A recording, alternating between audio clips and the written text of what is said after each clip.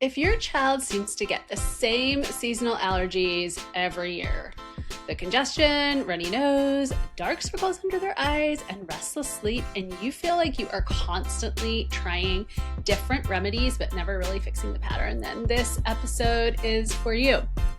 Today's conversation is especially for parents of young kids who struggle every spring or every fall with allergy symptoms, itchy eczema flares, or chronic congestion.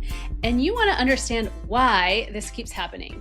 Hi, I'm Dr. Ellie, a holistic pediatrician, and my clinic is Middle Path Integrative Pediatrics in Asheville, North Carolina. And we spend a lot of time looking at the root causes of recurring childhood conditions, including allergies, rather than just treating the symptoms each season. So in this episode, I'm going to explain to you why many childhood illnesses actually start in the gut, what modern medicine is doing in the microbiome or to the microbiome, the simple food shifts that will regulate the immune system, when supplements may actually help, and how we think about allergies differently inside my pediatric membership. So a few years ago, I want to tell you a story that happened a few years ago. I actually worked with a preschooler whose parents came to their pediatrician every spring with the same story. This was like a different pediatrician. And they would go in and they would say, okay, my kid has nasal congestion, runny, gooey nose. They have dark circles under their eyes. They are not sleeping well. They had tried antihistamines, which is like a very common, treatment for allergies, especially in conventional medicine. And some of those products are like Zyrtec or, the generic is cetirizine, Claritin, loratadine, that kind of thing, Allegra, all of those things, Benadryl, they tried it all. They'd put in the air filters, they had tried supplements, but really, the symptoms just, wouldn't completely resolve. And basically they would slightly improve, but then they would be back again the next year being like, okay, why is this still literally happening?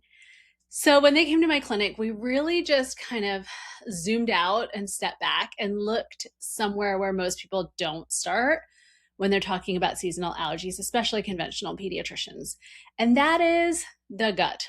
So if your child is struggling literally every spring, every fall, what have you, same symptoms, and it's just not resolving, you are not alone. Let's talk about it. Why are allergies increasing? I feel like, you guys, I started practicing, oh my goodness, it's been like 19 years. Can you believe that? Ago. And I feel like at that time, I would hear about allergies or someone would have like a sniffle or something in the spring, but it wasn't very common. It wasn't like, oh my goodness, like, 60% of the children coming to me are having allergies. And now it just really is.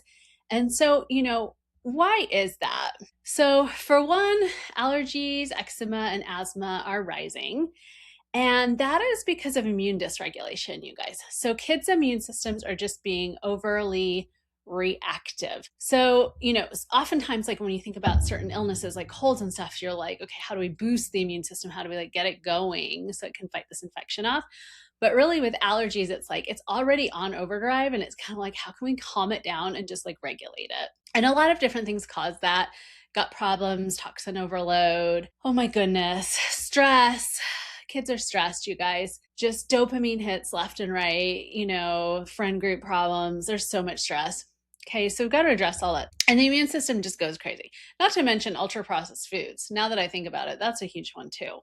I mean, where do you go that there's not ultra-processed foods? Like even some of those granola bars, you're thinking, oh, those are great. And then you look on the back and it's like 14 grams of sugar. And you're like, come on now. We're not supposed to have that many sugar grams a day. It's like 6, sugar packets is max, right?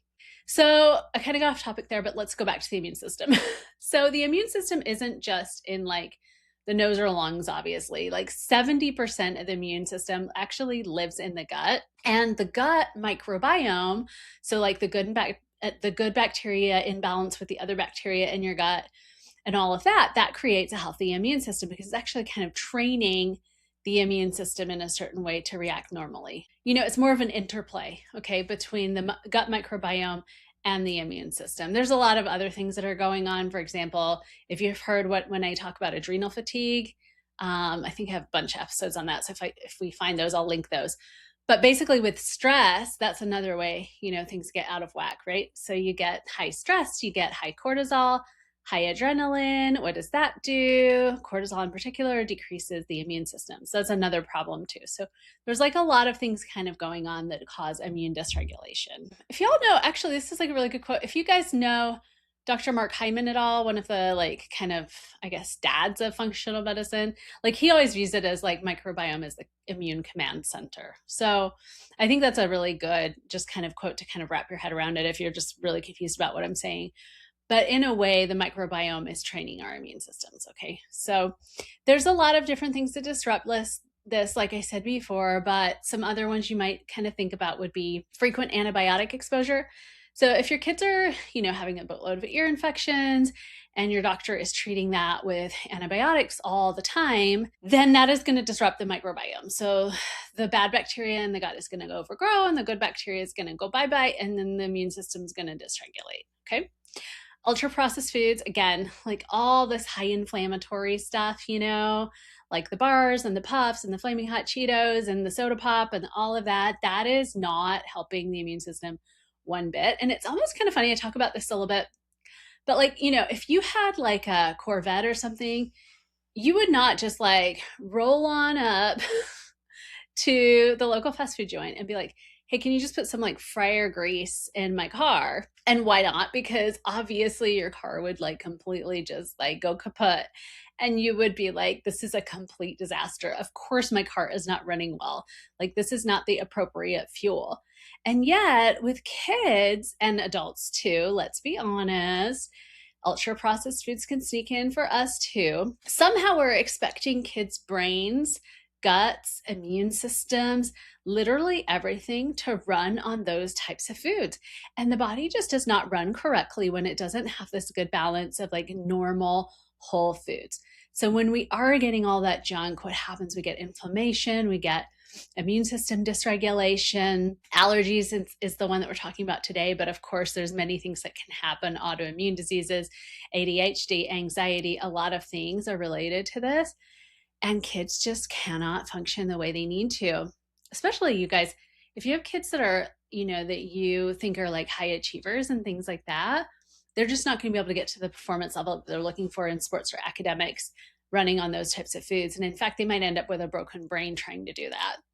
And then in kids that are struggling, why might they be struggling? Because everything in the body is off. So our neurotransmitters are off, like literally everything. Okay, so, that means like ability to focus, anxiety, depression, all of that, okay? So other things that can cause immune dysregulation that go along with like ultra processed food, low fiber diet. So obviously if you're not getting those micronutrients that you need, like, and you guys, micronutrients are vitamins and minerals. Okay, so if I'm talking about micronutrients and you're like, what in the world is she literally talking about right now? That is your vitamins and minerals. You are not going to be able to make the brain chemicals you need to stay calm. You're not going to be able to regulate your immune system, like in the, like in this case that we're talking about allergies. And your gut is not going to function correctly if you're not also getting the fiber from the food, because you really have to be pooping. Sorry to bring up poop, but you really have to be pooping once or twice a day and having good soft poops and getting all those toxins out and making sure your gut is working well as well to have good immune regulation. So we need some fiber. Another thing is like poor plant diversity. So this is a little different than just eating plants. It's like, what are the types of plants you're eating? So typically I recommend that we aim for 10 varieties, 10 different types of fruits and veggies a day. Okay, so maybe you've done some berries, maybe you did garlic, maybe you did onion, maybe you did celery, but like 10 different varieties in a day. And that's because all those different varieties, now, okay, you guys, you don't have to eat 10 varieties in like super huge amounts. Like you probably like go throw up or something, but like just get that variety in there because that will actually help your microbiome regulate and balance out. Okay. Chronic stress. All right. We talked about this before, but just to reiterate, you get stressed out. You are like, your body feels like it's running away from a bear all day long. Your adrenaline goes up. cortisol goes down, immune system goes down, immune system regulation happens. So that's another thing that can happen. If you're under stress for 10 minutes, that's like, totally fine. You want to run away from that bear. You want to not get crushed by a rock that's like bouldering after you on a hiking trail, like, of course. But if you are just living in chronic stress, or your children are living in chronic stress, that is not good. Okay, so we've got to figure out what to do. And sometimes there are things that you can do to help regulate, like relaxation techniques and that and whatnot. And other times there's like an actual like cause that needs to be addressed, like heaven forbid, bullying. Online bullying is huge for girls right now. All kinds of stuff that sometimes you just have to get to the bottom of. Sometimes we have to bring in a therapist. There's a lot of different things, with chronic stress. Sleep disruption. A lot of people don't think about this, especially in light of allergies, but truly, you guys, sleep is protect your sleep, protect your sleep, protect your sleep. Because sleep is one of those things that is like our master regulators. It helps with our circadian rhythms. And what does that do? It actually helps us produce the right neurotransmitters or brain hormones that help us be relaxed. It helps us to not like crave sugar and salt and a bunch of junk. It helps us regulate our immune system, rest and restore, all of that. And just a tip for all of y'all that have teenagers, you really want them to get core hours of sleep between 10 and 6 a.m. Of course, they could sleep, they could go to bed at 9 and get up at 7, something like that. Those are the core hours. So getting like these, crazy shifts where it's like, we're going to bed at 2:30 and we're getting up at 12 noon, that is not going to do anything good for the body at all. Okay. Yes, I understand it happens once in a while, but in general, if that is like their general schedule, really try and stay away from that, because that is going to cause a lot of problems. Another thing that causes immune dysregulation for a lot of reasons is environmental chemicals. So if, your apartment complex is being sprayed with glyphosate, you might want to either move or talk to someone. If you've got a bunch of toxic cleaners, bleach and Lysol and like just a bunch of junk in your house, get that out. If you've got pots and pans that are coated with like Teflon and stuff like that, you really want to get that out. By the way, if you guys want my toxin handout, just so you can go through your whole, cabinet and everything and get, your cabinets and your cleaners and all of that, you just want like a checklist, then just message me and either email me, admin@middlepathintegrativePediatrics.com, or just go to Instagram and DM me toxins, and I'll send you that guide. So you guys can just like go through your house and not have to like think, oh my goodness, like what's the next thing I need to like eliminate or whatever. Don't make yourself crazy. Do like one thing a week. Okay. So altogether, I just want to emphasize, like, none of these things alone are causing allergies, but it's just that when you put everything together, it just pushes the immune system toward reactivity rather than tolerance. And so I kind of look at it this way. It's like your inflammatory toxic bucket just overflows. Okay. So like, let's say you're watering your plants, and I did this yesterday, actually. That's why it's on my mind. You have your little watering can and you turn your water on, right? And then you're going to go water the plants. Okay. Like initially it starts to kind of fill and nothing really happens. And then you walk away to have a conversation with your spouse. Just saying, did that yesterday. And then all of a sudden, like, it's overflowing, right? Of course. And the same with toxins and inflammatory stuff. So, maybe the one time that you had fast food because you were traveling wasn't a big deal. And then maybe that one time that your teenager stayed up late wasn't a big deal. But let's say your teenager's staying up late, they're on a steady diet of fast food and flaming hot Cheetos. It's like so common, especially with teenagers. Sugar, all that stuff. They're not getting any fiber. They've gone to the doctor because now they're getting sick all the time because their immune system's suppressed. They're getting antibiotics 3 times a year. All of that stuff builds up, and the toxin inflammatory bucket just overflows, and the immune system just dysregulates and it can't handle it. And so a lot of things can happen in the body at that point. One of the things is allergies, but there can be other things: autoimmune dysfunction, brain inflammation, in the case of anxiety, ADHD, mild depression, all of that. And you have to address it because it's really a root cause, or all root causes. All right. So I want to just give you like, some food strategies, because really, I just want to emphasize, it's not perfection that we're looking for. It's not like 100% perfection, because really, if you're striving for 100% perfection and you don't get there, it may cause a lot of stress. and a lot of stress, that's not going to be good over a long period of time. I'd rather you aim for like an 80-20 situation where in general, you're doing the best you can, all of that. And maybe 20% of the time, it didn't work out. Okay. The reason for that is if you are stressed for a long period of time because you're trying to shop your way out of toxins and you're trying to shop your way into like the perfect food, which by the way, that could be leaning orthorexia. So if you're struggling with that, reach out to someone because that's a real thing. When you're like scared to eat anything, that's a real thing. And that requires like actual like intervention. Okay. So if you're struggling with that, definitely reach out to somebody, your provider, whoever. In any case, I want to talk about like a food strategy just to give you some kind of general, like things that you could add in to kind of help with microbiome diversity to get you all those different kinds of good bacteria that you need and try and keep some of the bad stuff out and all of that. Okay, so again, we're trying to aim for 10 different varieties of plants a day. I made the other day like turkey meatballs, but they had in it, I put in there garlic, onion, carrots, parsley, cilantro, and I had a side of veggies. Can't remember what that was off the top of my head. So that's 6, okay?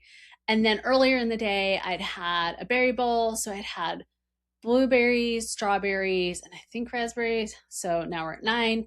And then I think I had a salad at lunch. So I was probably already at like 13, 14, just like a simple salad with like lettuce, tomato, cucumber, or something like that. So that's like 10, all right? But here's some ones that are really important. So I mentioned berries. Berries are rich in polyphenols, and these are super important because they actually nourish beneficial bacteria and help them grow. So like your good bacteria, it's going to help them grow. So a lot of times when clients come in, I'll recommend like adding berries to diet. Another one is beans and lentils. I feel like we definitely, at least in the US, I don't know, maybe some different like subcultures that live here are eating more beans and all that. I love them. I eat beans a lot. Lentils I'll eat more in the winter, if I'm totally honest, just because I have a hard time with them in the summer sometimes. If anyone has some good summer lentil recipes, let me know. But this is such an important source of fiber, and it has some really good like healthy starches. So if you can get some beans and lentils into your kids, I think it's really fun to do so. We don't want like a bunch of like fried stuff though, okay?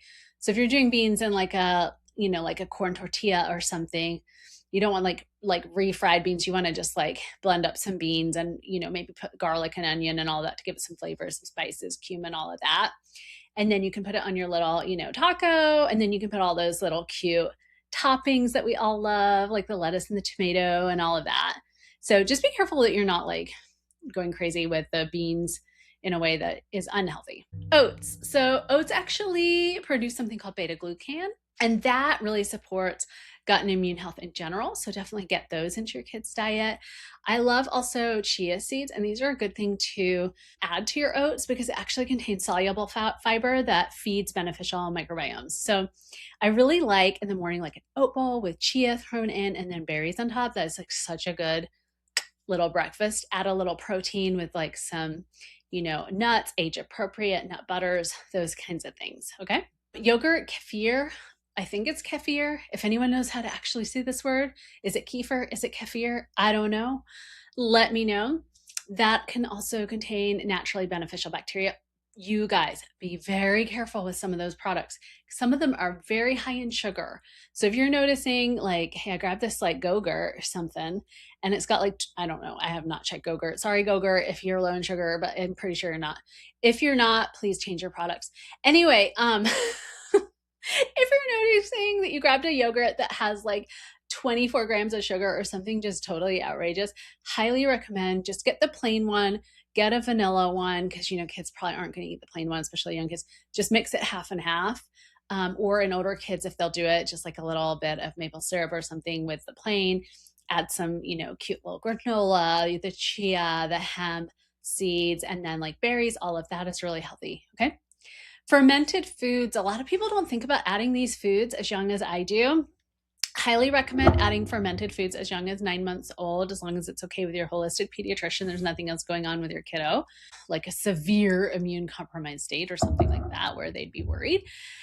So typically, I recommend even little things like miso or sauerkraut or non-spicy, like the not spicy kimchi. Obviously, like super spicy is probably not going to go over well with a 9-month-old. Those types of things you can just like mix a little bit in their purees. It's super good for their microbiome. Okay. And get those in early. Don't do kombucha though, because kombucha could have like alcohol or high sugar. So we want to steer clear of that. Okay. Especially in really young kids. So these are like some simple ways that you can do it. Just add in some berries at breakfast, especially the ones with the color, the blueberries, the raspberries, strawberries, things like that. Add some oatmeal instead of those refined grains. Add beans to your family's dinner and work on diversity, not perfection, is really what helps. Okay. So supplements can help, but supplements are not step one. Step one is all those super boring fundamentals that are super simple, but not easy at all that we just talked about. Okay. So you got to dial in that stuff first, and then we can start talking about supplements. Okay. So things like probiotics, prebiotics. Okay. These are all things that kind of help diversify the microbiome, but I guess, it wouldn't be bad to do a probiotic if you're on like an ultra processed food diet and drinking like Coca-Cola and Celsius and like energy drinks and like all of that, French fries all the time. But if you're doing a probiotic and you're still on this ultra processed food diet, it's not going to solve all your inflammation problems. You really got to work on, the root cause, which is the nutrition, getting that dialed in and then adding a probiotic. Okay. And the reason for all this, guys, I don't want to get into this like too much because this could be really boring sciencey stuff. But basically, healthy microbes in the gut, they basically help increase Tregs, which are T regulatory cells, which are the cells of the immune system that regulate the immune system. Okay. It also helps with anti-inflammatory cytokines like IL-10. So these are kind of like little chemical messengers in the body that say, hey, immune system, calm down, calm down. Okay. So that's what like IL-10 is doing. So we want that to obviously be like kicking out. It also helps with mucosal barrier integrity. What the heck is a mucosal barrier? And what the heck is mucosal barrier integrity? So mucosal barrier is like the lining of your mouth, your esophagus, your respiratory tract, your stomach, your gut, like anything that's like kind of moist. And vagina, that's also a mucosal barrier, right? Okay, so we want those to be kind of blocking out all the bad stuff and keeping good stuff in. So if that kind of like breaks apart and becomes like a sieve, which can happen if you have really like not good microbiome, which you guys, microbiome isn't just for the gut, respiratory tract, mouth, dental microbiome of the vagina. All of y'all older, like I shouldn't say older, anyone who's like older than like 12 probably knows about vaginal microbiomes, right? Because yeast infections are so common and all of that. So a lot of different microbiomes. So we want to keep all those in balance so that your mucosal barriers don't become like sieves and they don't let good things out and bad things in. Okay, so together, these signals are basically kind of teaching the immune system to develop tolerance and environmental tolerance. So basically, the immune system is learning what to ignore and what not to ignore. Okay, so germ, kill, food, allergen, other thing, body, self in the case of autoimmune disease, don't kill that, but kill off germs. Okay, so it's getting trained. All right, just a quick word on probiotics, you guys. They don't all work the same. They really don't. Different strains have completely different immune effects. Okay, so like for example, Lactobacillus rhamnosus GG. Yeah, say that 3 times fast. Lactobacillus rhamnosus GG. Lactobacillus rhamnosus GG. Lactobacillus rhamnosus GG. All right, so one of the most studied strains for allergies. It's really shown, there's a lot of research showing that it like reduces the risk of eczema in infants. So sometimes we want a probiotic that has this strain specifically. It doesn't have to be just that strain. You can have other strains too, but it just kind of helps improve immune system tolerance. Okay. It supports the gut barrier integrity like many do. And so oftentimes we'll use it in infancy for allergy prevention. check with your OBGYN, but I'm pretty sure they use it sometimes if they're holistic, in pregnancy too, but you always want to kind of check that stuff. Okay, Bifidobacterium longum. That is common it's a common kind of microbe. I guess another way to look at it is probiotic, because they're kind of the same, but a common good bacteria that is found in healthy breastfed infants. Okay, so yet another reason to breastfeed, as if we needed more. And basically, it has benefits like it reduces gut inflammation. It supports those regulatory immune signals again, like with everything kind of regulating itself. It helps with the microbiome diversity and all of that. Another one, Bifidobacterium infantis. So this is something that like helps digest human milk oligosaccharides, HMOs, and it promotes immune tolerance again. And again, it's another foundational species in breastfed babies, helps with inflammatory signaling in the gut. This is kind of, you guys, when we're talking about all of these things like in breastfed infants, that's because breastfed infants, tend to have lower rates of allergies. So yet another reason to breastfeed, as I was saying earlier. Okay. I think the last one I'm going to mention is Lactobacillus paracasei. This was actually studied in allergic rhinitis specifically, so the itchy runny nose stuff. It may actually help to reduce histamine-related symptoms, improve nasal symptoms, balance immune signals, all of that. So, typically, y'all, we're not just giving a kid just like one strain. It's not like you're going to go out and be like, okay, let me just pick up my Lactobacillus rhamnosus only. Often we're doing multiple strains. Probiotics are considered generally safe for kids 6 months and up, but you always want to check with your holistic pediatrician that there's not a reason that they can't have one, like they have immune compromise or something like that. And in very young children, 6 months and under, you just want to check with your holistic pediatrician about that too, because there are certain times you may not want to use them or times that you do. And so you just don't want to just like go buy a bunch of stuff, okay? All right, why does this matter for kids with allergies? So children with allergy often have microbiomes that look totally different than other people, okay? So the common pattern is that they're just gonna have like lower diversity of microbes. So you're just not getting like those patterns of like, okay, we've got lots of different microbes that are just in balance and they're really good and all of that. Oftentimes they'll have reduced bifidobacterium in their gut. They'll have increased inflammatory microbes. And this imbalance of microbes can contribute to all those things like eczema, food allergies, asthma, seasonal allergies. There's a lot going on. So strategic probiotic use may actually help shift the immune system back towards tolerance. But the key is strategic, okay? Keyword is strategic. So we don't want to just like do whatever. We really want to come in and see the holistic pediatrician and make sure you're getting the correct thing, okay? Some other things, so probiotics obviously aren't like the only thing that we think about. So something else that I think about in allergies when it comes to supplements would be something like quercetin. Okay, so quercetin actually kind of acts like, it's kind of a way to stabilize mast cells. And you guys, mast cells are basically like kind of immune little sentinels. They're just kind of like waiting out there, monitoring for, those threats. And, in this case, it's like, oh my goodness, pollen is a threat. And so the mast cells are detecting something they think is dangerous, like the pollen, the dust mites, certain foods, things like that. And so if they see that and they're like kind of panicked about it, they're like, oh, I'm on guard. I'm seeing the pollen. I got to kill it off. And it releases a bunch of chemicals. It's called degranulation.